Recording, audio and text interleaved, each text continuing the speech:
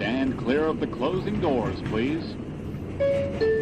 Welcome to Subway Sports Talk. My name is Peter Kennedy, and I'm your host. Thank you so much, as always, for tuning in to SST on Apple Podcasts app, Spotify, and on YouTube. Joining me today, some very good friends, usually here talking football, but today we have some bigger fish to fry because the NBA season is here.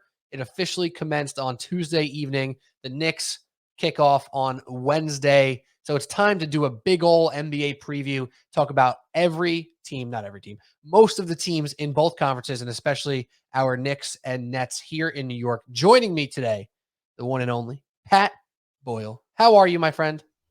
Petey, what's up, brother? Always a nice little change of pace to get away from the miserable picks we've been having in football. So why not change it up with some hoops here? I can't believe the season's back already. I mean, it feels like literally a month or two ago that we had the Warriors reigning supreme once again, and here we are, man. Let's dive right into it. I'm ready. I'm ready to rock and roll.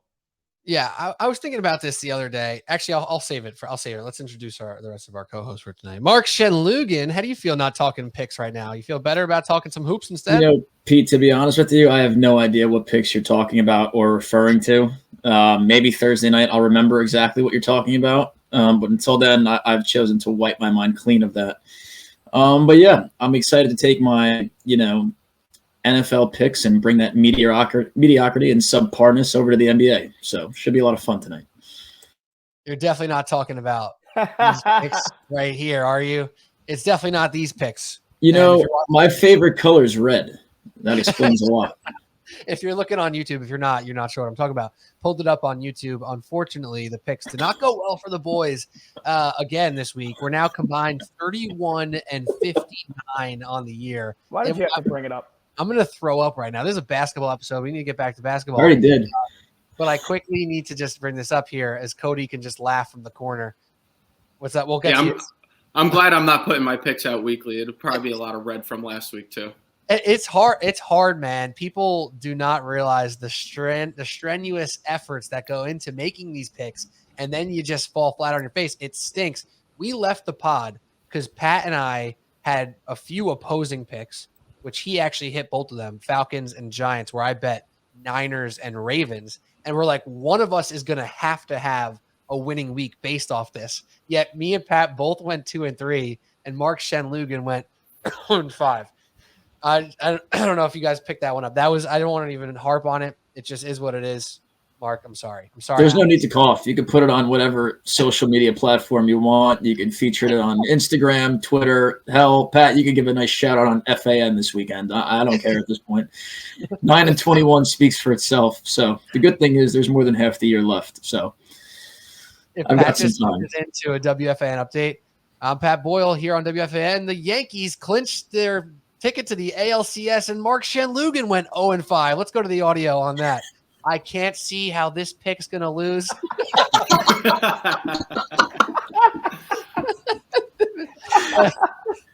Everyone at home is like, who's Mark Shenloogian? Since when are they doing picks? Oh, my God. I would crash my car, I think, if that happened. Anyways, Cody O'Connor, I'm so sorry that I didn't introduce you yet. Cody O'Connor is also here to talk hoops with us, and I'm excited. What's up, Cody? Oh, man, I'm happy to be back. I mean, let's get away from the misery that was the NFL picks of last week and talk about the fact that we're entering a top 2 moment in the sports calendar right now with October baseball, hockey and basketball coming back, and we're in the midst of the NFL season. So just excited to be here, and I'm obviously doing a little better than our pal Mark down there. But, hey, like you said, you never lose, Mark, until you stop. So keep going, brother. I love how the other two in this group right now are acting like they're playing 20 games above 500 ball right now. Like you're what, 3 games ahead of me? That's it. You're boasting a 12-18 record over there at the top of the division. Yep. What is going on? Leading the pace at 12-18. All right. I don't want to hear anything else. That's a negative pace, though. Like the battle of relegation, where all 3 of us are at the bottom. Mark just happens to be at the very bottom for now. Yeah, for now. 1 game, I think 1 game back of Pat, 3 games back of Pete. There's plenty that can change. Oh man, we shall see what Where happens. we achieve or strive to achieve new goals of new lows on a week by week basis. There you go. The week 7 picks will come at you guys on Friday, so stay tuned for that. But basketball, that's what we're here to talk about, the NBA. It is really intense and insane how the past couple of years in particular, really since the COVID stuff, the COVID seasons took place, how quickly the NBA season jumps on me. And I think part of it is because of doing the podcast, and we're trying to touch on the Yankees and their playoff run, the Mets and their misery, all the football stuff that we're doing weekly and with the picks. It's like, oh my God, it's mid-October and here we go. The Nets are on, the Celtics are on. We got the Warriors late night and the Knicks are starting up too. What just happened? Like it just happened so damn fast. And here we are. So it's time to do a full preview to give you guys a quick little idea of how we're going to break this down. We're going to do some Eastern Conference and Western Conference at large discussions, talking about some of the key teams that we find interesting that are going to sit on top of the standings, maybe some of the ones that are going to sneak up into the playoffs or into the play-in race that maybe aren't expected to do so, take some big leaps, maybe some disappointing squads as well. Same thing for the Western Conference. Then we'll finish by doing a dedicated segment to the Knicks and the Nets, which they'll probably come up throughout the conversations, but we'll do a dedicated extra segment for them towards the end, and we'll finish off with some award predictions and any future bets that we may like. So Pat Boyle, Mark Shenloogian, Cody O'Connor, myself, Pete Kennedy, talking NBA hoops. And we're going to start with the Eastern Conference. So I think a good way to go about this here, as the Celtics and the Sixers took off their game 1 on Tuesday, I want to start off with some of the teams that have playoff expectations. So, Cody, for you have a team that you're interested in the Eastern Conference that made some moves and made some noise last year and now made bigger moves this offseason in the Cleveland Cavaliers. So why does this team interest you? And obviously that part's probably a little bit obvious, but where do you kind of see them going with the Mitchell ad and all the stuff that they have in their arsenal now? Yeah, I mean, you said it. Like, the Mitchell ad's obviously the piece that we're talking about. It's the reason that when we talk pre-show, you're asking, who do I like? Who am I going to keep interest in? It's the Cavs, because they could go a couple different ways. They're still a young team, right? Darius Garland and Evan Mobley, they're still kids in this league. But they bring over Donovan Mitchell, who's proven. Like, he's young, but he's proven in the playoffs. He's a guy that you can rely on late. So they're a team that I see somewhere between like the 4 and 6. But, I was talking to my buddies the other day, and we're kind of breaking down the NBA. And when you start to get through each conference, you realize how quickly these teams come up. Like, the gap between being in the playoffs and the play-in, it's thin. That margin is real thin. Like, I think when we get through it, you'll see some of these teams who you probably pencil in the playoffs, they'll end up being a play-in, and they might even be on the road in the play-in. So, but the Cavs, they were really interesting last year. We're on a great run up until the point where Jared Allen went down. So, like, you bring back a healthy Jared Allen, you've kind of got those twin towers down there. You take a little pressure off Darius Garland with Donovan Mitchell now. And I just think that team could flow. I could see them winning 48 to 50 games this year and being a top 4 to 6 seed. Like I said, avoiding the play-in is huge, man. They're just a team that I'm really going to watch closely, because without LeBron, the Cavs have never been a team of interest. And now they made really good moves, which you can't often say about Cleveland. So definitely a team that is really intriguing to me out east.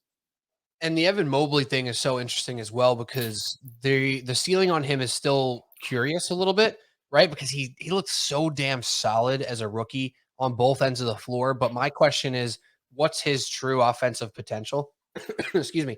Like, is he going to be a guy who is a go-to scorer at any point? Is that going to take another 2 or 3 years, or does he have that in his bag right into year 2? Like, the passing's good, the touch is good, but is he going to be a guy that you can give the ball to and he can get a bucket?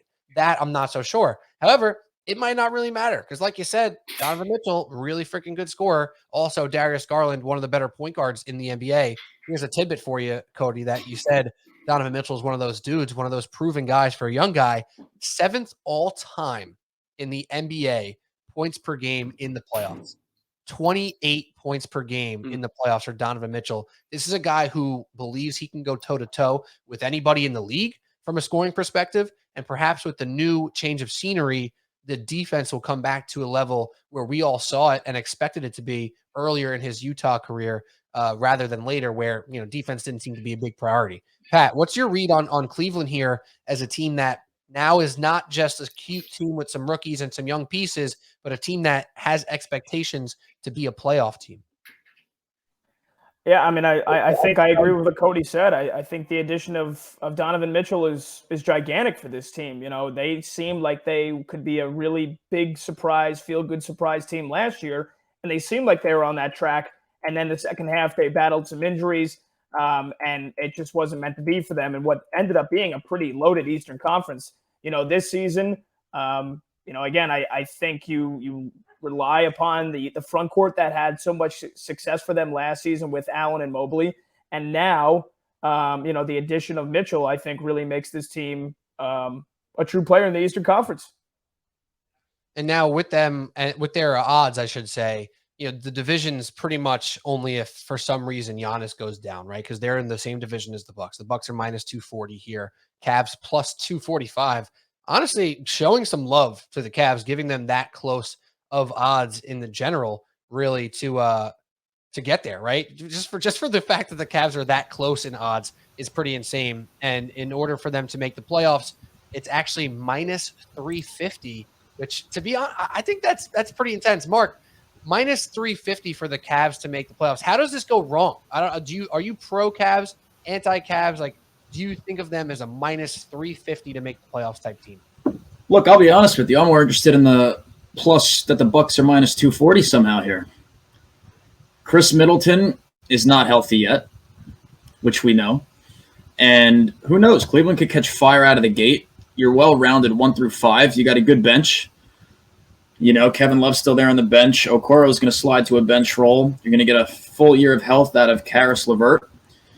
And I don't know. It's very interesting. I think the Bucks are more minus 240 based on brand name and history at this point, rather than where they actually are coming out into this season. So, but yeah, just to allude to your previous thing with the minus 350. I mean, you could say that about everybody in the NBA regarding injury, but that seems to pretty much be the only way this thing blows up for them. Because when you look at the East as a whole and just the other teams there, do you expect them in the top 4 or 5? Maybe. I give them an outside chance if everything breaks correctly for them, but they're probably settling in that 5 to 8 role. I don't think they're a play-in team. I think they're above that. So yeah, it's going to take an injury, and honestly, it's probably going to take an injury or 2 for them not to make the playoffs. Because even if one guy does go down, you still have a pretty solid team to sneak in when you're dealing with other teams like the Knicks, who might be challenging for one of those spots. So. Yeah, and 47.5 are the over-under for Cleveland. As I said, minus 350 to make the playoffs, plus 150 to make the play-in, which is an interesting number there. And that's a really fun bet. We're going to talk about that throughout the night here, the play-in bet, because like you guys said, there's a lot of teams here who you can make the argument are a top 6 team in each conference. That means there's going to be 4 teams, 2 or 3 of which probably have good records, who make the play-in tournament. For example, last year, all of the play-in teams were separated by just 1 game. 44 wins for both Brooklyn and Cleveland, 43 wins for Atlanta and Charlotte. And then in the Western Conference, a little bit more spread, 46 wins for Minnesota, 42 for the Clippers, and then 36 and 34 for the Pelicans and Spurs. Going to be tighter in the West. So now, Pat, to move on here a little bit, talk about another team in that division who had a really weird year last year, the Chicago Bulls. They jump out as interesting to you. Is that in a positive perspective or a negative perspective? Because this is something that could really go either way. I think it's a positive perspective. I feel like everybody's down on Chicago this year for no reason. People forgot that they were the best team in the Eastern Conference through the middle of December last year, and then injuries have absolutely just ravaged their season. Now, I understand the bleak outlook because of the injury to Lonzo Ball. You're not sure when he's coming back. He had that second arthroscopic knee surgery. Unless things just continue to spiral downhill for him in his recovery, I can't see any way he's not back by January. So look, this year, I'd rather them be healthy going into April, a little bit banged up, figure out some things, really kind of go through some adversity, build some good team chemistry, build some character through December, January, rather than the opposite last year, where they got off to a hot start. They were one of the best defensive teams, their most efficient shooting teams. through January, and then the injuries to Lonzo Ball, the injuries to Zach LaVine, and kind of a really bad year, a little disappointing year for Nikola Vucevic. I really was expecting a lot more out of him. I think the combination of all those things, really set them back. This year, now they've got Alex, Caruso coming back for them here off of a strong season he had, and he was banged up last year too. Remember that scumbag? Grayson Allen. Yeah, Grayson Allen. Blanked on his name. That's how much I just saw red there when I remember how he broke his elbow, broke his wrist. I think that set them back defensively a lot too. I think he was kind of a heartbeat of the team last year for them. But this year he's healthy. Again, I'm expecting Lonzo to be healthy at some point by December, January. I'm expecting a bounce back year from Nikola Vucevic. Maybe, just like I had the infatuation with the Raiders and with our football podcast and how I thought they were going to win the AFC West. Maybe that's kind of like the blind faith. I'm just putting the stock in the Chicago Bulls this year. But what, their over under for wins is 42.5. I mean, people are expecting them to be a 500 team. They were like 15 games above 500 in December last year. So I expect that defense to be back and better. I like some of the additions they made in the offseason, bringing in Goran Dragic, who, again, is obviously far from the player he was years ago, but is still a good veteran to have for a team that needs to bounce back this year, that got off to a great start and then fizzled out. Two young guys that I'm looking for this year. Ayo Dosunmu, I think he could be a dark horse, most improved player of the year award candidate for me. I think he's fantastic. He jumps off the screen. If he can, really start to get his numbers up from deep, he could be an electric scorer because his ability to get to the bucket, he just blows past defenders at times. He's got great speed, great power. And then again, while Ball is out, it's going to be up to, Ayo. It's going to be up to Dragic to handle the load for the point guard. It's going to be up to Caruso at times leading the second unit. I imagine he's be coming off the bench. And also another young guy in Kobe White, who I want to see take a step up for the Chicago Bulls.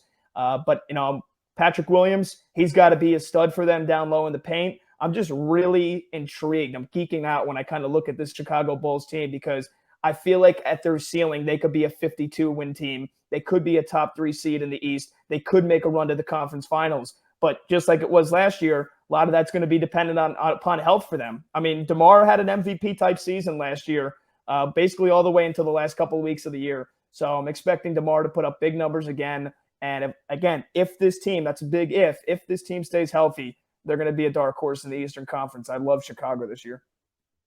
Last year, the unsung heroes of the team were Caruso and Ball. When those two guys were healthy, they're the glue. They're the people who make DeRozan's points and LaVine's points worth something because they didn't stop scoring when those guys went down. Those guys were still getting buckets. They just weren't as good of a team, right? And that's why Patrick Williams is of the utmost importance. Same with Dragic's health and Dosunmu. I love the call out on him. I thought he was really, really good last year. But Caruso being back is huge. The Ball thing is really, really tough.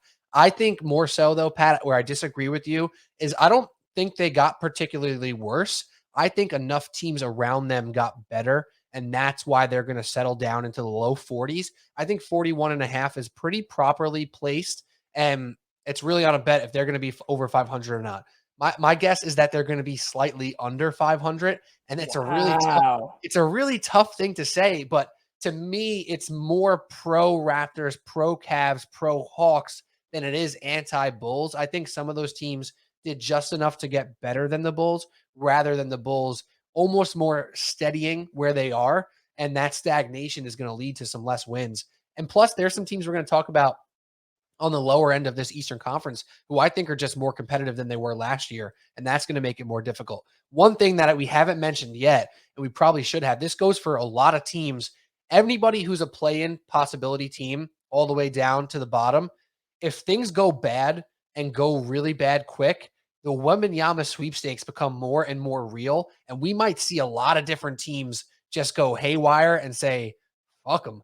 Wembanyama's down there somewhere. Let's tank this thing down and get some good odds on the lottery. Because if we get him, our franchise might just change. And if we get number 2, Scoot Henderson's damn good as well. That's something that we're going to have to keep an eye out during the year. And those over-unders that look like a lock, like say you take like a Magic over-under and then Paolo, rolls an ankle after the All-Star break and they say, let's shut him down. That's going to say you might have 24 wins and then all of a sudden the Magic are tanking to get down to the best odds again. All that stuff's going to come into play because Wembanyama. Nobody has thoughts about Wembanyama. Come on. No, I mean, I feel like he's the next biggest thing. I feel like he is one of the most hyped prospects in the last decade. I mean, the tape doesn't lie, right? He's what, 7'3", stretch 5 that can shoot from 30 feet out. His length is unbelievable. He's a fantastic defender. I mean, he was making Rudy Gobert look like, anything but Rudy Gobert. And some of those summer hype videos, some of those summer practices we were seeing. I know it's practice. I know Rudy Gobert was probably going 100%, but I mean, look, I don't have to sit here and tell you why Wembanyama is going to be special. Yeah. I just one of the press conferences I loved from Popovich a couple weeks ago. Literally one of the first thing he said is, "This team's not going to win a championship this year. I'll tell you that much." Just kind of setting the precedent a little bit. They might win 22 games if they're lucky. Yeah. So that's going to be interesting as well. And then just to close a pin on the Bulls, we don't need to spend too much more time on them. Lonzo, man, a guy who I've just loved, can't have a full season, man. It really started to come together for him last year, and I'm so disappointed he's hurt again. You for your bet and your sake on this take, Pat, you're going to need him to get back and healthy. He is just such a great glue guy, fourth starter who does so many things for a team. I hope he gets back soon. Let's move on to a team that was perhaps one of the best teams in the Eastern Conference, even though they never quite feel like it.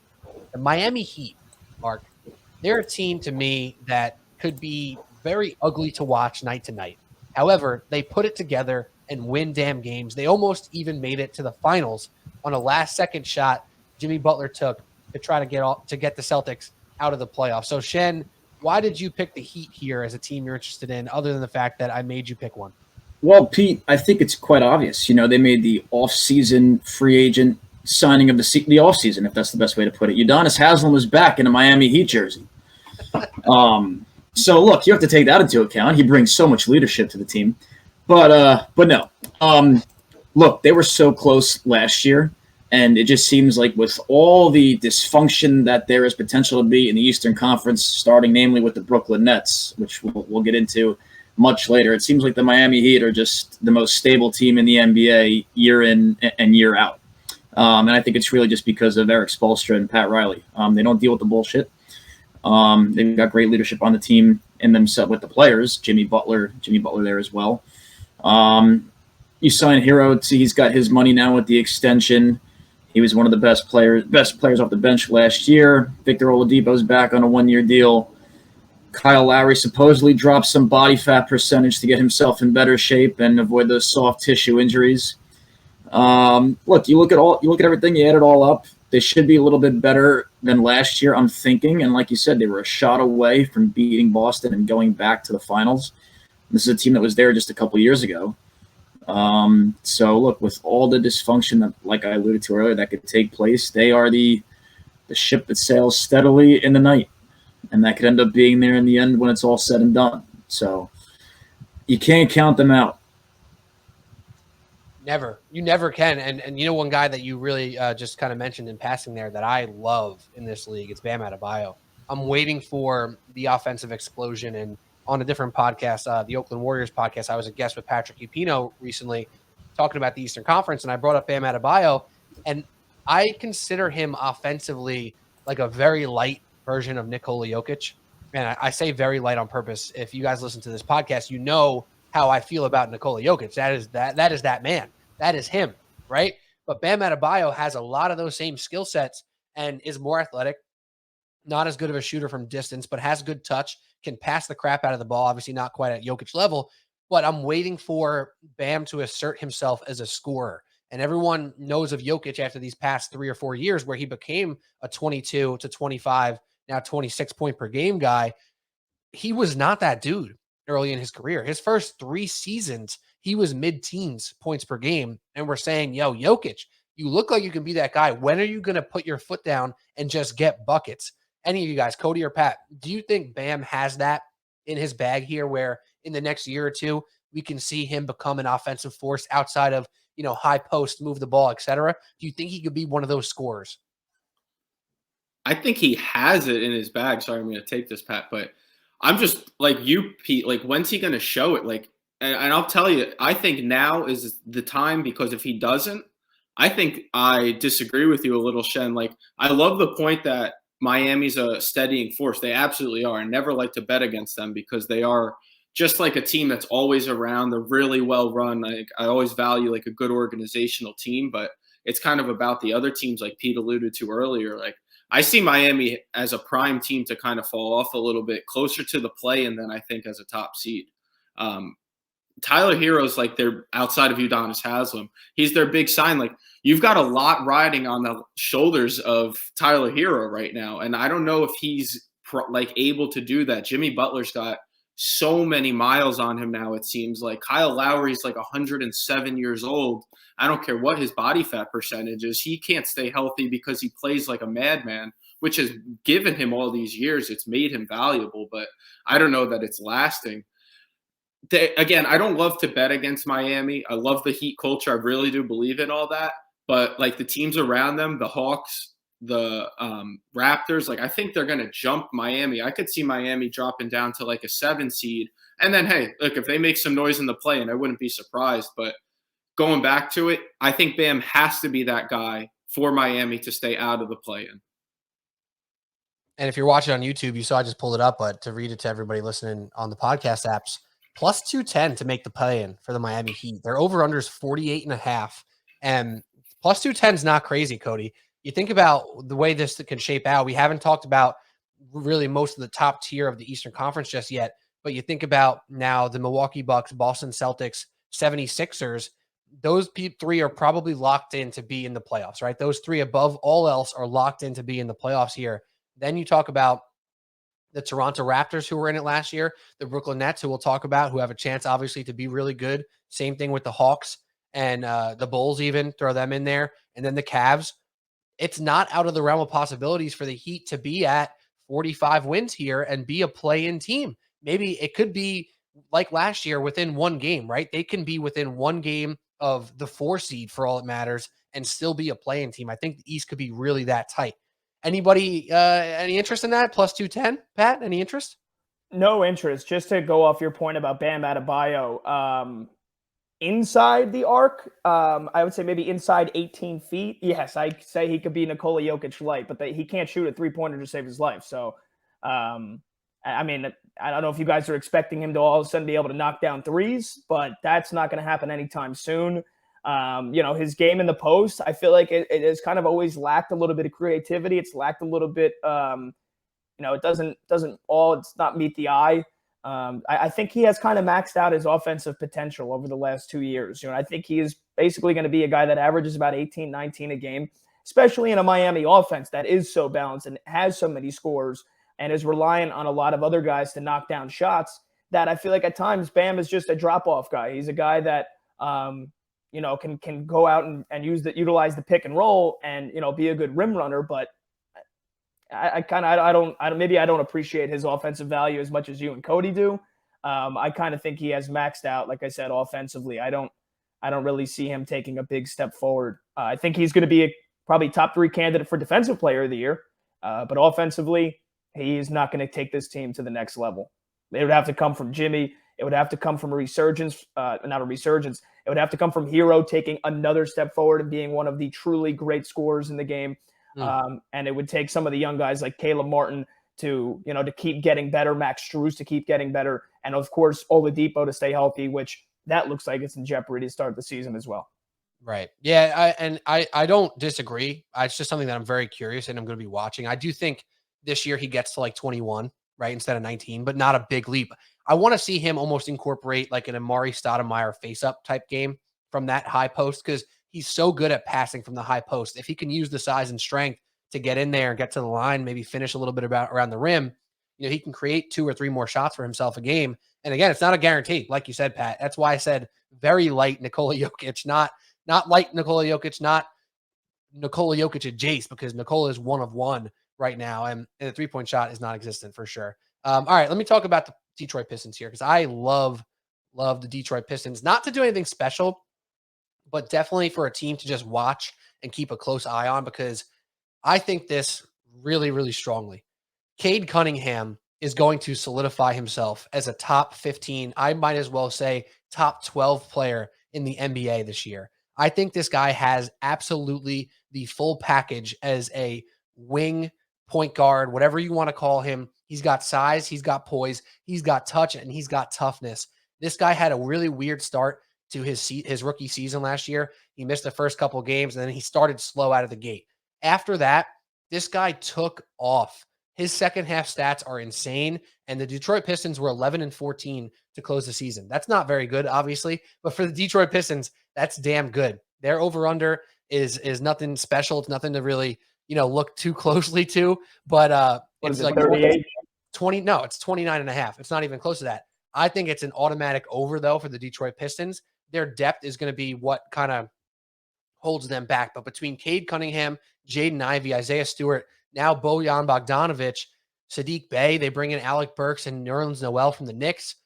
They're not a bad team. They do lack some depth after those guys, so I'm not sure how they're going to hang around, for 82, especially with some injuries. But I'm telling you guys, I could not be higher on Cade Cunningham. The full package, shoot and score from all three levels. Passing is one of the best wing passers in the game right now. I think we're going to look up at this guy and say he's an all-star this year, and he'll be an all-star every single year that he's healthy for the rest of his career. Is my hype on Cade Cunningham a little bit too intense? Do I need somebody to pour some cold water on me here, or do you guys see what I'm seeing in Cade Cunningham? No, I mean, I see what you see, Pete. I definitely think he could be a top 12, top 15 player. Whether it be this year or within the coming years, we'll see. But I definitely think it's going to happen at some point. Look, the Pistons are an intriguing team. They've been at the bottom for a couple of years now. Actually, it's probably been more than a couple of years since Andre Drummond was leading them to an 8 seed and getting swept by LeBron in round 1 when the East was just so tough for the road that he had to go through. But that's a whole nother point for another day. But yeah, I completely agree with you from your perspective. So I think go ahead, Cody. Go ahead. At 12-15, it's early to say that, because not that Cade doesn't have the skill set. It's just, who are you bumping out of that 12-15? The league is crazy talented. So, he could get there. He could even be an all-star this year. But when you start to, really break down what 12-15 looks like, you're talking about guys like Jason Tatum and Damian Lillard in that realm. That's tough to break through. And, Pete, you better be careful what you wish for with these Pistons, because if they are the team that you think they are, your Knicks better watch their back, because I told you that Eastern Conference, it comes up quick. So that play-in, all of a sudden, if the Pistons are that good, which I don't think you're saying that they're going to compete for the play-in necessarily, but they're sneaky enough where the Knicks have to watch their back, because I think that's the type of team you have to be careful for when you probably can knock out, the Pacers and the Magic and those teams like that. They're in the Wembanyama, I can't pronounce his name, sweepstakes. Yeah, Cade Cunningham last year, 17 points, 5 rebounds, 5 assists. I can just see that very easily getting to 21-6-6, 21-7-5 this year. And again, that it's going to come down to the playmaking. I could easily see him at 8 assists per game. It's going to depend on how much point guarding Jaden Ivey does along with that offense there, and if Killian Hayes can ever figure anything out. But if they're frisky and they get to 35, 36 wins, they may not be a play-in team. They're plus 600 to make the play-in tournament here. And you're right, because I always make this joke, Cody, that there's 20 top 5 players in the NBA if you ask Twitter, right? Everybody's a top 5 player. Every time somebody scores 35 points twice in a row, they're a top 5 player. That's not how it works. And that's why I started off with top 15. But if you think about, Jason Tatum probably being in that 7 to 8 range this year, right? That's probably pretty fair to say. I could easily see a world where we consider Cade 15th, because you think obviously Giannis, Durant, LeBron, if you want to still put him in there, and Embiid, Jokic, Doncic is a top 6-7 range, and Steph Curry, that's 7, then Tatum 8 range. Embiid. Yeah, I think I just said Embiid too. After that, there is a drop-off now, right? And if you think about some of the other folks who are in that range, like Devin Booker averaged 27 points a game last year, I think the impact of Cade with the assists that he can bring and the offensive commanding that he can have for any team, and obviously the team that he's on, I would make the argument that he is just as impactful, if not better, than a Devin Booker. And we're going to see what happens with the Suns. We'll talk about them when we get to the Western Conference. But, Devin Booker has only really been a successful winning basketball player when Chris Paul's been on the team, right? So to say that he's like a lock for top 15, I'm just using him as an example. I would argue that someone like Cade Cunningham could be looked at as an equal if he can get to 23 points a game with the 7 or 8 assists and being the focal point of an offense on a bad team. Why not? So you're right. It's going to be tough for him to actually crack it and be considered a top 15 player. I do just believe that after an all-star appearance and locking him in for an all-star every year after this, we can have that conversation with some real gusto. I think he's going to have to just straight up be able to shoot the ball better. I think he's going to have to become a better shooter. He's going to have to become a better scorer. And I'm going to go ahead and not say just on his own, but I'm going to say somebody that I think you can attach to his hip as to whether or not both of them will be successful is going to be Jaden Ivey. I think if he is the electric point guard playmaker they hope that he is when they drafted him, he could be able to set up Cade Cunningham for wide open shot after wide open shot after wide open mid-range, after pick and roll. Apparently they've been doing a ton of drills together all summer long. Dwayne Casey's pumping them up big time. I know Dwayne Casey's obviously, got more pressure on him now that they've gone through how many straight drafts inside the top 5 or top 6. So I think if Jaden Ivey is the point guard that a lot of Pistons fans hope he can be, that will directly, can take Cade Cunningham to the next level. But I think just on his own, he's got to be a better shooter because his numbers, were too low, way too inconsistent last year at times. Yeah. The first half of the season was not. I mean, he missed his first 18 threes. Yeah, he was like historically bad to start as a rookie there. So yeah, we'll see what happens with the Pistons and with Cade Cunningham. I'm super excited to watch him hopefully take it to the next level. Let's do a quick little recap here of the Eastern Conference and talk about who we think is the number 1 team here. Let's just go around the horn here quickly. Mark Shenloogian, let's start with you. Who's the number 1 seed in the Eastern Conference in your eyes? Brooklyn. Whoa.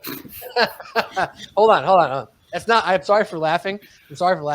I'm only laughing because I happened to notice Cody's Giants shirt when you said that. How can you be such a homer for the Brooklyn Nets and such a hater for the team that you say you're a fan of in the New York Giants? Well, Pete, I told Cody this before we almost started the show today. I almost got on with my Eli Manning New York Giants jersey because that's what a real quarterback looks like. Not the current fraud leading the team who will be taking grad classes at Duke within 3 to 4 years. But that's another point for another podcast for another day. What did he do to you? Did he sleep with somebody in your family? I don't get the vitriol for Daniel Jones. He's horrible. But again, let's not get off topic here. You asked me a question, 1-word answer. I'm pretty confident it. The answer is Brooklyn. Could they also finish last in the East with the team blown up by Christmas? The answer to that question could be Brooklyn as well. But we'll see. So you think the ship though will be as steady as can be with a trio of Kevin Durant, Kyrie Irving, and Ben Simmons? You think that trio is coming out of the East? I did not say that ship is as steady as it can be. As a matter of fact, 50 people may walk the plank between now and May when the playoffs start. No, that can't happen, man. That can't happen again. That listen, was the summer. It very well could. Like I doing that segment. I don't want to get too far ahead of ourselves. But yes, you're asking me who's the number 1 seed in the East. You didn't ask me who comes out of the East. You asked me who's the number 1 seed in the East. But granted, from my perspective, it's the same answer regardless. The answer is the Brooklyn Nets with Kevin Durant, Ben Simmons, and Kyrie. The world is flat Irving. So, I mean, listen, I actually think it's a better bet to say they'll come out of the East rather than win the East in the regular season. You're probably right. I do think there's more consistency out of the Celtics and Bucks and even Sixers. I think they're a great pick for the number 1 seed as well. I don't know if the Nets will have the endurance to win 58 games, which might be what it takes to win the Eastern Conference.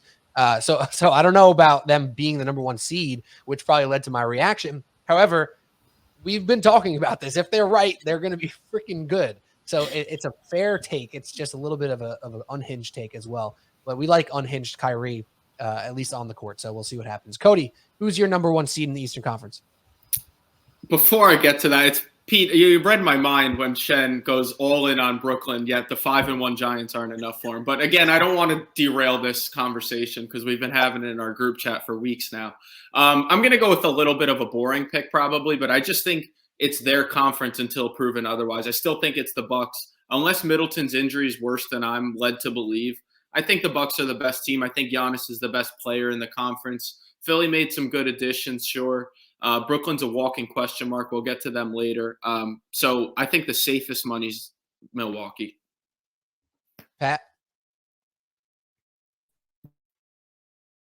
Sorry, double muted. I was going to go Milwaukee, but just for the sense of mixing it up here, my answer is Milwaukee. For all the same reasons Cody said. If I had to choose somebody else, it's Philadelphia. It is the 76ers potentially as the number 2 seed that Tyrese Maxey, there's another guy that I think could be NBA most improved player and, vaunt himself into all-star status. I think the addition of PJ Tucker is huge for them. So we'll see. A lot of it is the shortcomings of Doc Rivers as a head coach in the playoffs. I mean, let's call it for what it is. The guy is a compiler. He's a legendary head coach. He's an NBA champion. But for the better part of the last decade, he has been a walking mediocrity when it comes to game planning in the playoffs. So if they can get there, awesome. But yeah, I think the 76ers, in terms of the talent, they have the chance. Don't want to get too ahead of myself, but James Harden, 35 points, 9 of 14 shooting, 12 attempts, free throw line, 7 assists in game 1 on Tuesday night. Pete, I'm glad you brought his name up, to be honest with you, because if you roll back the tape to like 2 years ago when the Nets had Harden, Durant, and Kyrie, Pat said they'll never win anything. But hey, now that he's in Philadelphia, they could come out of the East. Wait. Hold on. Go ahead, Pat. Just I just got one question. Were you wrong? No, you were not wrong. But I want to know why there's such a difference of opinion here now that he's playing one state to the north or whatever it is. Because his teammate's Joel Embiid and it's not Kevin Durant, Kyrie Irving. That's why. He's skinny now. So there you go. No, Cody, you're right, though. My dude's in shape. I think he's actually in shape right now, and he's not trying to play into shape. And I've been a big James Harden defender for a long time. And this past year or two, it's been really, really hard for us James Harden stands out there. But this guy said he lost a lot of weight. He looks good, and he showed up in game 1. I mean, that's a spotlight game. And we know James Harden in a spotlight game has been small, not in size, but in stature for the past couple of years now. This might be something. And Pat mentioned specifically on the playoff hopes of a James Harden team. This is not the question. It's who's the number 1 seed in the Eastern Conference. And if Embiid is gunning for that MVP, I mean, goddamn, if James Harden's playing good and Tyrese Maxey looks good, who's stopping this team consistently? And Philadelphia added Montrezl Harrell, Danuel House, and D'Anthony Melton. I love all 3 of those. And PJ Tucker. Yeah, and PJ, who I mentioned before, but yeah. So Doc Rivers is stopping them, by the way. I agree. I agree with Cody. Yeah, and that's my pick for the number 1 seed in the Eastern Conference, the most wins in the East. I'm picking the Philadelphia 76ers. So that's my choice as well, even though the Bucks always feel like a good choice. The Middleton thing will be very important. I stand very strong that if Middleton was healthy last year, we're talking about a Bucks-Warriors final and not a Celtics-Warriors finals. But that's the Eastern Conference right there. We didn't touch on the Knicks much. Don't worry, Knicks fans. We're talking New York Knicks in a little while as its own standalone segment. So just stay tuned for that. Let's talk Western Conference now, though. Pete Kennedy, Pat Boyle, Mark Shenloogian, Cody O'Connor, Subway Sports Talk, now talking Western Conference. So now let's start off with a team of interest as well for you, Cody. We'll stay in the same order here. I think this team that you highlighted is incredibly interesting and made some serious noise in a losing effort last year in the playoffs. The New Orleans Pelicans are locked and loaded, and they're ready to make some noise. So, Cody, why did you pin them out as a team of interest to you? I know you have some futures on them as well. Oh, yeah. Yeah, I don't know if you want to wait for that or not, but I absolutely have money invested in the Pelicans. And I after doing some NFL picks, I sent you guys like that list that I made on my prep period. Don't worry, school, I'm doing my work. Don't worry about it. The Pelicans are just, like you said, like they finished the year last year, kind of how like the Suns finished that year in the bubble where it was like, oh, are they building something right now? And we're just talking about skinny James Harden. Anyone see Zion lately? He looks like he went from an offensive lineman to a tight end, and a tight end that can catch the ball, that is, not a blocking tight end. He looks awesome. And the last time we saw that guy, he took the league by storm. I don't see why he can't do that again.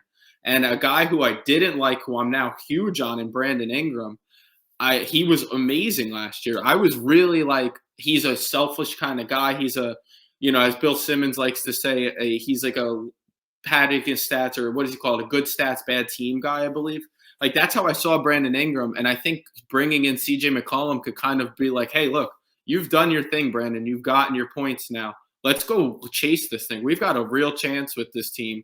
Jose, or is that his name, Alvarado? I don't know if his first name's Jose. I don't want to mess that up. It is. But, like he just kind of like brings that like annoyance that you kind of need for those good teams, which is why I think you guys are a little high on Philly, right? Because they brought in a guy like a Montrezl Harrell and a PJ Tucker that like those championship caliber teams or those deep playoff run teams need. That's the Alvarado in them. Like, they've got that kind of guy. They've got the veteran presence in McCollum.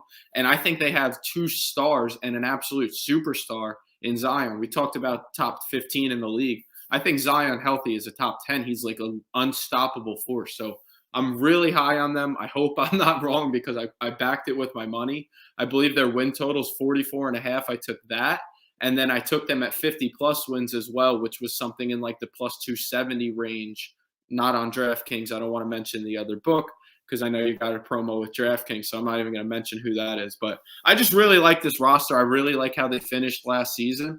And even though the West is loaded, I just think that they're going to be a team that we're going to look up and say, holy crap, like they're the 4 seed right now. They're the 3 seed right now. And we're in March. Like, this team is for real.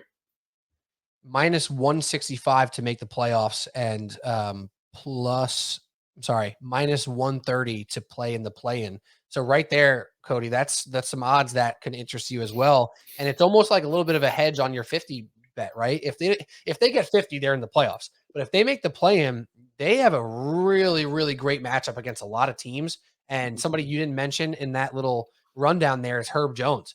That is the type of guy who people do not want to see across from them when they're trying to score or do anything offensively. He is one of the best defenders possibly in the league already in his second year. That's how good he was as a rookie. This team is deep. This team has some juice now, and I love this team very much. I can't wait to watch them. McCollum actually fits better on this team than he did possibly on any of the Portland teams he was ever on, because there's size and defense around him. It's not another scoring guard who they have to rely on. The scorers are the bigs and the wings in Ingram, Williamson, and Valanciunas. CJ can just score and facilitate. That's something that he's been best at and looked great in that role last year with New Orleans. So very excited about this team. And even think about some of their depth. I mean, they got Trey Murphy, who's another good wing off the bench. They got Devonta Graham, who's a little bit of a spark plug, change of pace guy for them off the bench. I don't know how much of a role he'll play for him to even find the minutes. And then lastly, I'll mention Dyson Daniels, another lanky guy who just does everything right on the court. Could be another rookie who we see in a playoff rotation just doing good things on the basketball court. I'm all in with you, Cody, on the Pelicans over 44.5 at minimum. But yeah, that's Pelicans talk.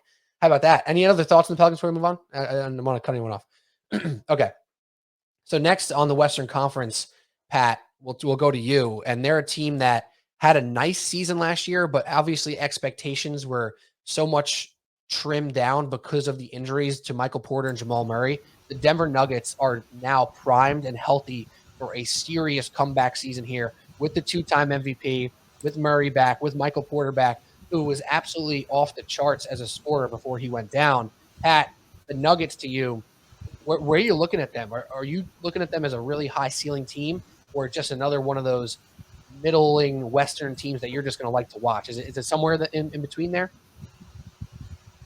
Well, Pete, I'm going to say this. Mark, do you mind just muting real quick?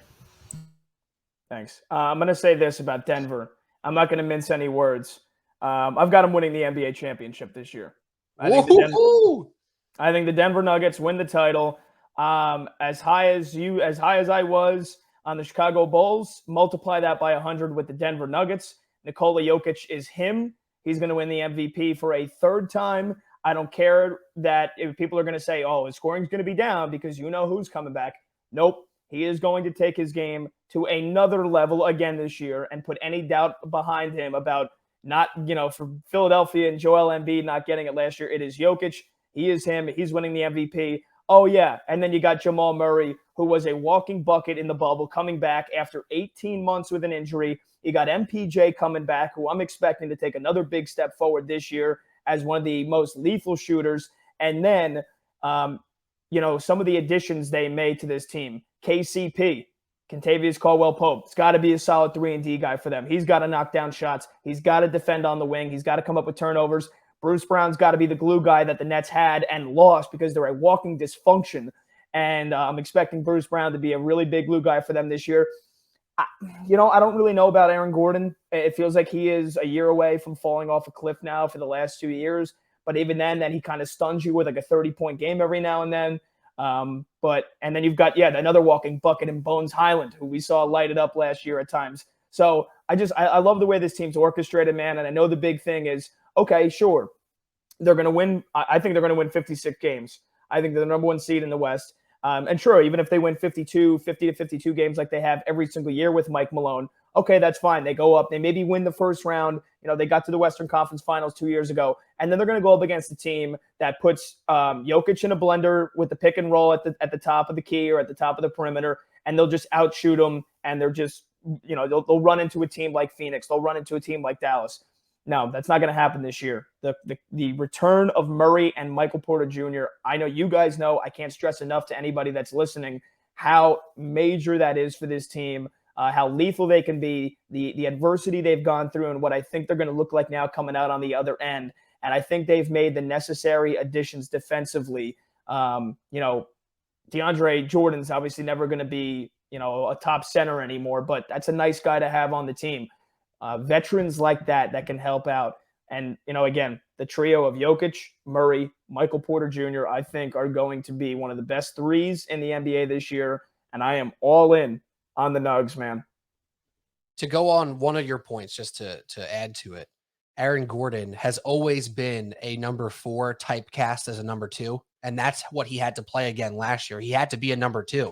But when this guy is running around off screens, cutting to the rim as the 4th option on an offense, his value skyrockets, and that's where he'll hopefully be back at.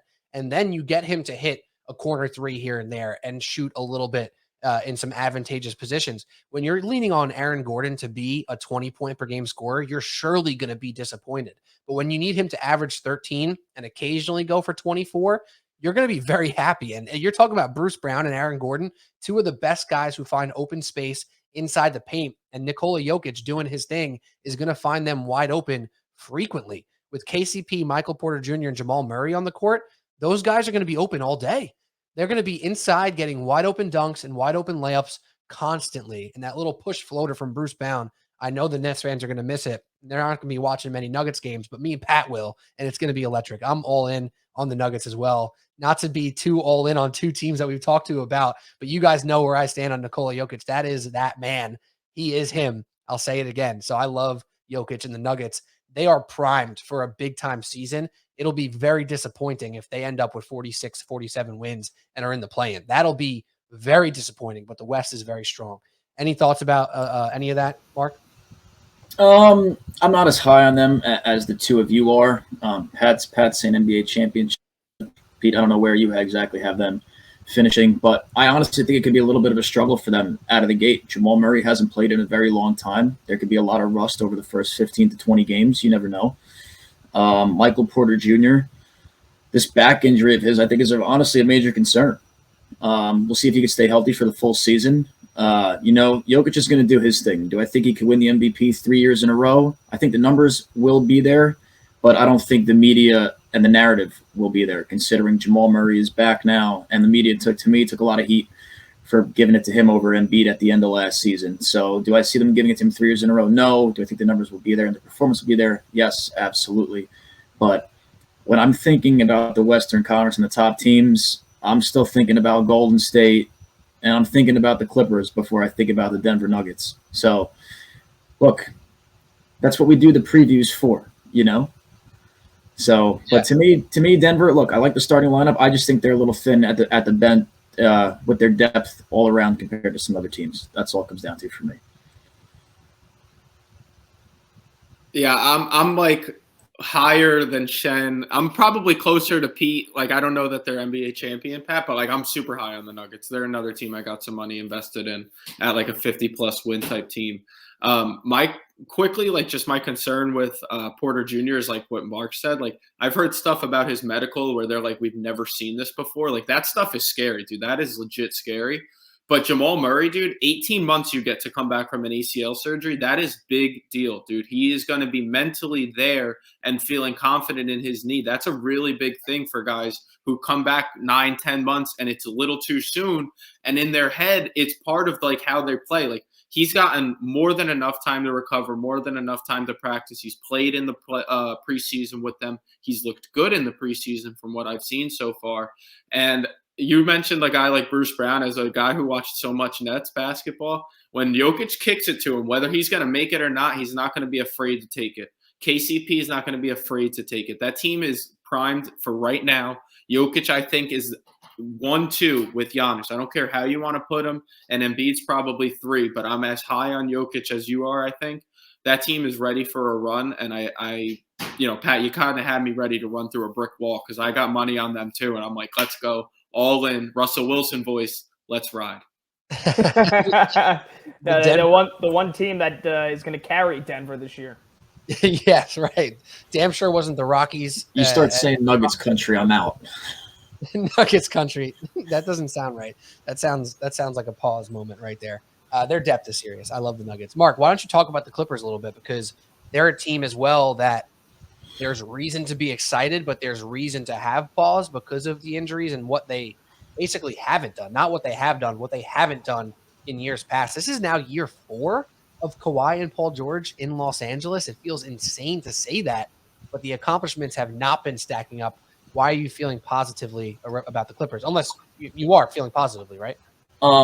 Yeah, Pete. As big as you are on Jokic, that's about as big as I am on Kawhi Leonard. I know he's coming off the major knee injury, same as Jamal Murray, and there could be some rust here to start out. That's why I don't think they will be the number 1 seed in the West, but I do think they will be one of the top contenders when it's all said and done. And it's not just because of Kawhi Leonard. Look, this team is loaded. You're looking at a guy like Terrence Mann, who may be 10th in this rotation. They've added John Wall, who was definitely good enough to play last year, but the Rockets, sent him home because they wanted to develop talent.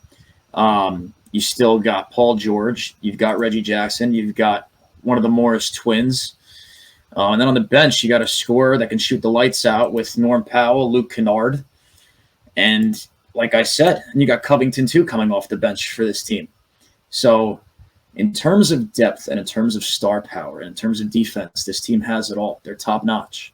And I'm just very interested to see where they're going to be at going into this season. So that's where I'm at with you boys.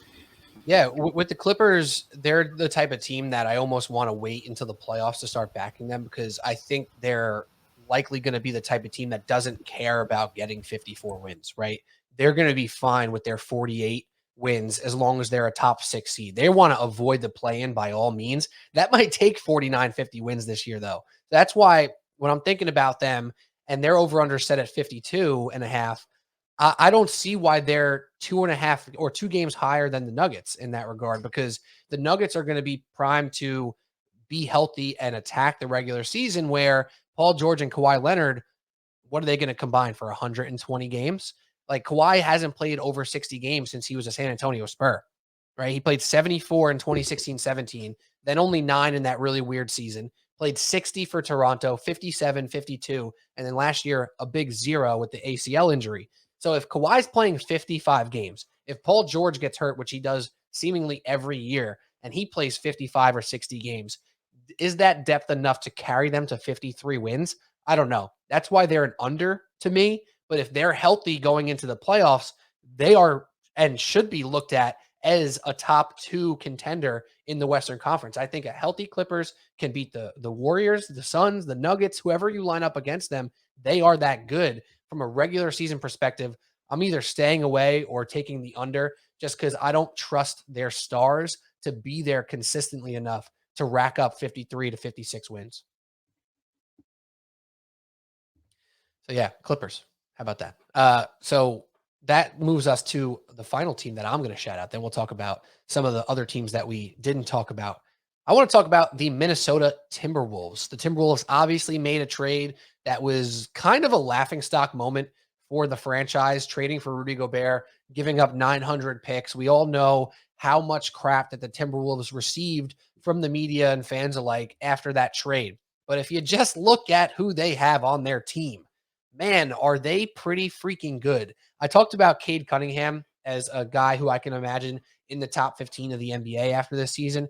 Anthony Edwards has been knocking at that door for a full year already, right? So I think of those two guys as two of the futures of the NBA. And with Rudy Gobert being a solidifying force, I think regular season, I can easily see them being better than the Los Angeles Clippers because of what they have on their roster. Love Jaden McDaniels as their fifth guy, but their top four is Anthony Edwards, Karl-Anthony Towns, Rudy Gobert, and D'Angelo Russell.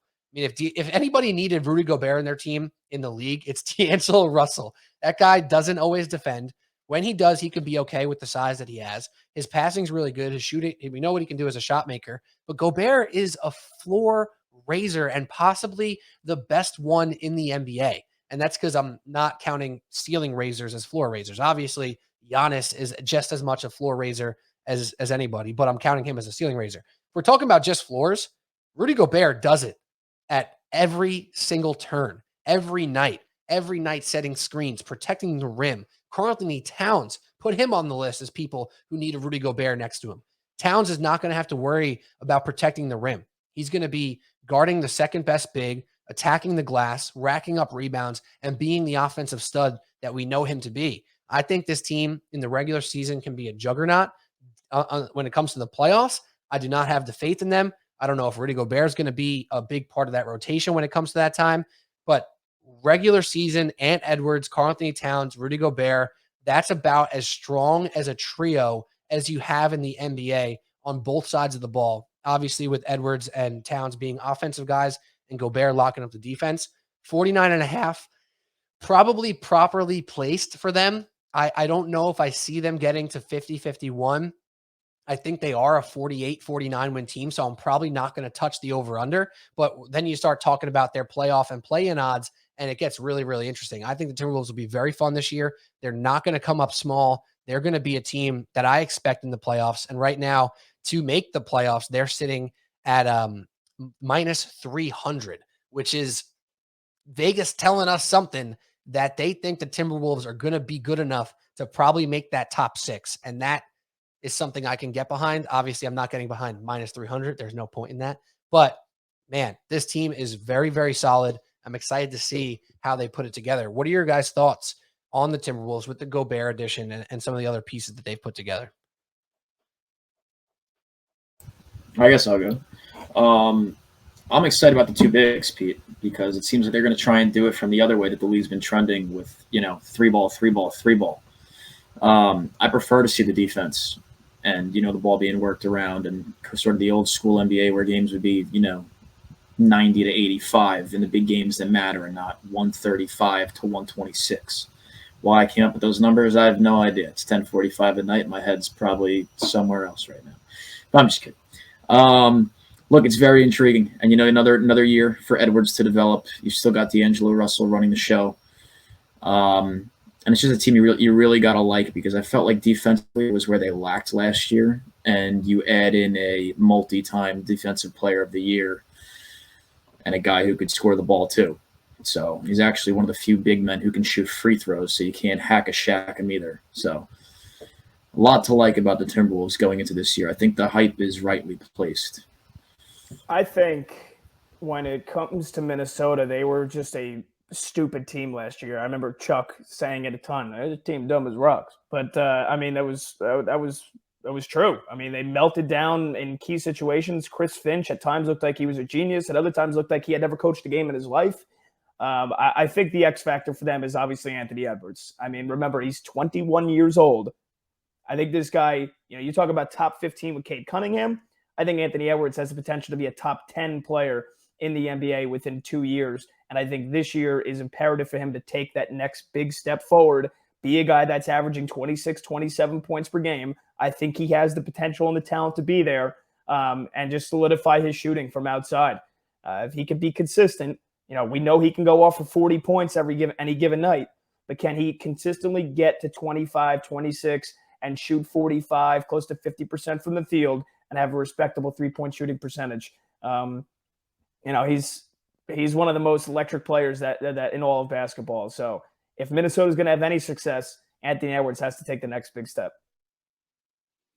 Yeah, I'll try to be quick because I'm sure we're going over our time. But as much as I can't stand Rudy Gobert, and I can't stand him, I think he's the worst good player, and I'm air quoting those of you listening, in the league. He's the perfect fit to go alongside Cat, whose obvious defect is defense, right? Like, Cat's a scoring machine, man. Like, he really is. He can put the ball in the bucket, and we know what we talked about with Anthony Edwards, and I love when you brought up Cade Cunningham. You brought up Anthony Edwards alongside him because those two might be, neck and neck for years to come in the league. So they're intriguing. I think they're a slight under at 49.5.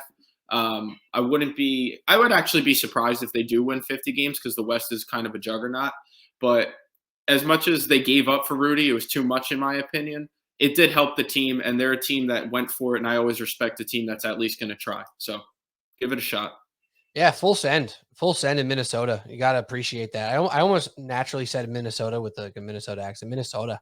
That was an accident. But plus 135 to make the play-in, I think that's a great consolation. If you're going to take their over, you might as well sprinkle the plus 135 on the play-in, because if that over doesn't hit, you can feel really good that the under is not going to be a tanking under where all of a sudden they're winning 39 games and they're not sniffing the play-in. This team's floor is 45 to me. I think they're going to be between 45 and 49, maybe 45 and 50, and maybe just touch that over. But this team's easily going to be in the play-in at minimum. And wow, what an upgrade for this franchise after winning 46 games last year and being a disaster outside of a Jimmy Butler season before that, where they've been in no man's land. They have an identity now. And if it comes to fruition, they could be a top 6 seed in this conference. However, there are some really good teams out there. So let's talk about some of the other top teams in the Western Conference and go around the horn again quickly to talk about our favorite team, our number 1 team. Pat, you already mentioned the Nuggets as your number 1 team in the West. Is there another team that you want to shout that you maybe think is going to be second, or that you just want to specifically give props to, who's going to be, a true contender in the Western Conference? Oh, yeah, I mean, I think we'd be doing ourselves a great disservice, obviously, if we didn't mention the Golden State Warriors, right? Defending champs, not going anywhere anytime soon, as long as they have those core 4 guys. I don't give a shit. I'm not even going to bring up Draymond sucker punching Jordan Poole. And I'm not really much of a sucker punch. When you push a guy, you're basically engaging in a fight. But to me, that doesn't matter worth squat. I think I should say the core 5. I think this team has the potential to run it back once again and win another title. So, again, anytime you're running at a team that involves Steph Curry, that involves Draymond Green, that involves Jordan Poole, who, again, if he takes another step forward, look out. And then Clay and Wiggins. I mean, that they've got probably the best starting 5 in all of basketball. So much to the point where, again, they were bringing Steph off the bench to begin the playoffs last year. Guys that, just because I don't need to tell everybody here about the starting 5. They know how good they are. But guys that could take a big step forward for them this year, new additions, Dante DiVincenzo could be a nice 3-and-D guy for them off the bench. He could be that, when you're getting down the stretch in the Western Conference Finals, is the second unit for Golden State going to make the difference? Jonathan Kuminga, who I think has all the athleticism in the world. Can he actually shoot the ball? We'll see about that. And then, just role player guys like Moses Moody, James Wiseman, who we've been hearing about now for 3 years. If he takes a big step forward and can stay healthy, I mean, my goodness, dude, they're going to win 60 to 65 games. So they're obviously that great. But, how can I say that when I've given so much love to the Denver Nuggets? For whatever reason, I think you might experience a little bit of a championship hangover. I think there's going to be some times where, they're going to treat injuries very gingerly. They're going to treat them very conservatively. They know it's all about April for this team, but obviously got to give credit to Golden State. Cody, did Pat steal your thunder perhaps with the Warriors pick there? No, I mean, I'm like Pat. I've got the Nuggets as the 1 seed this year. I was trying to look to find a way to parlay the Nuggets and the Bucks as the 1 seed, but I don't think that came up. If it does, don't tell me. I've put enough money into this already. But quickly, I think the Grizzlies are kind of flying under the radar. That team was really, really good last year, and there's no reason to think they won't be back there. I think Triple J's just got to stay healthy, and that team's got a kind of a sky's the limit type feel. They're still young. I think Phoenix takes a step backwards this year. I don't think I'm alone in thinking that. Jay Crowder leaves for nothing. The big thing is, like, it's not like, oh, Jay Crowder, now we're done. Now Cam Johnson gets thrust into a starter's role. You lost a little depth there. They've got internal issues with the governor or owner. I don't know which one you're allowed to say these days. So I think Phoenix takes a step back. And I'm a little bit high on the Kings as like a team to just kind of maybe sneak their way into the play-in or at least go over their win total. Yeah, Kings are frisky. And what I have up on YouTube right now, if you're watching along, is the Western Conference Championship winners. So it's not the number 1 seed odds. But the Grizzlies, man, regular season juggernaut as well, right? They're a young team with energy who are not going to take injuries as gingerly as the Warriors will, and they're going to be out for blood. I mean, John Morant missed 20 games last year, and they won 18 of them. Like, are you kidding me? This team's full, and they got depth. The Grizzlies are a great bet for a number 1 seed. And I think that pretty much covers the realistic options for the 1 seed. Mark, anyone else that you want to mention here, or is that pretty much cover the 1 seed opportunities for you? No, it's Golden State for me, Pete. And for all the reasons that Pat mentioned, I honestly think he started to second guess himself and talk himself into the Warriors repeating as champs rather than the Nuggets with the all the excellent points he laid out before me. But look, you want to talk – I talked about the Clippers' depth. The only team that matches that depth or has a little bit more than that depth are the Golden State Warriors. Strength in numbers is not a joke. You know, this team is 10 to 11 deep and could possibly even be even more because, you know, you got guys like Kuminga and Moody who probably would start for a lot of NBA teams or be given that chance to start for a lot of NBA teams, and these guys aren't even going to be playing heavy. Kuminga may work his way and play, like, heavier minutes per se, but they're not going to be playing like 30 minutes a game, guys. Those guys aren't, you know, and it's crazy to say that. And then you're probably bringing Wiseman off the bench as well, which is unbelievable. So, yeah, look, it's Golden State until somebody knocks them off to me. They were hit with injuries the past couple of years, which prevented them from going as far as they normally do. And now that everybody's back and healthy, look, you saw what happened last year. And I think not just this year, but to me, they got to be the favorites for the next couple of years with the guys that they have. Because even if some guys take a step back, like I said, you got Kuminga, you've got Moody, you got Wiseman waiting in the wings to take a step up and carry any slack that's left from the guys currently in the starting lineup. So, yeah. And Jordan Poole, another lead for Jordan Poole is possibly in the works here. Quickly, we haven't mentioned the Lakers. Thank God. I'm just sick of talking about them. You know, we know the story. If Anthony Davis is healthy, they can be a very good team. If Anthony Davis isn't healthy, they can be a very bad team. That is the story. That is it. Russell Westbrook is Russell Westbrook. We know, we get it. We don't want to talk about it anymore. Whatever. The Dallas Mavericks, we didn't mention Luka Doncic is that guy. He is him. He's a top 5 player in the NBA and not a top 5, top 15 player in the NBA. He's a top 5 player, legitimate top 5 player, Luka Doncic. He'll carry his team almost no matter what to a playoff. So I expect nothing less, but he's not a number 1 seed. Or I should say the Mavericks aren't a 1 seed. Also, the Blazers meddling, whatever. Cody, do you want to give us 30 seconds on your Oklahoma City Thunder? Is it boom? Is it bust for Wembanyama? Hey, yeah, it's once Chet went down, it's strictly let's try and tank the season. Like SGA will probably be out with an undisclosed injury by February. Anyone else who's playing well, Giddey might, also have an illness, like a non-COVID illness that'll take him out for 3 months. And hopefully they win under 20 games. Like I was excited to watch them truly with Chet this year because I really do like Giddey. I love SGA. He's got to be like having the toughest time of any like star in the league. Like he's got like 3-4 years wasted. But, a guy can dream. You think about that lineup if they did get Victor, standing next to Chet with Giddey, Shea, and the Dorcher Chamber. Yes. Put him right at the top. Love it. I love how Cody's like, just tank the season. Coach, just give SGA, an undisclosed injury, give Giddey an illness that lasts 3 months. Try to win 19 games. I mean, I'm more concerned with who's going to be, you're going to have a lot of teams fearful of that stacked towers, those towers of Wembanyama and Holmgren. I mean, who's going to want to bang with them down low? And Poker. What are they, 200 pounds combined? I was going to say, is that a joke? Yeah. 300 with Poker, dude. That's great. Thunder would be so exciting if they were trying to win, which they might. There's a chance they might. I don't know. You can't really count it out until SGA gets the undisclosed injury, because if he's playing, they're competitive. It's just what it is. He's that good. I love SGA as well. All right, Western Conference, that's pretty much it. We'll take a quick break, and we'll talk about the Knicks and the Nets. So let's do that.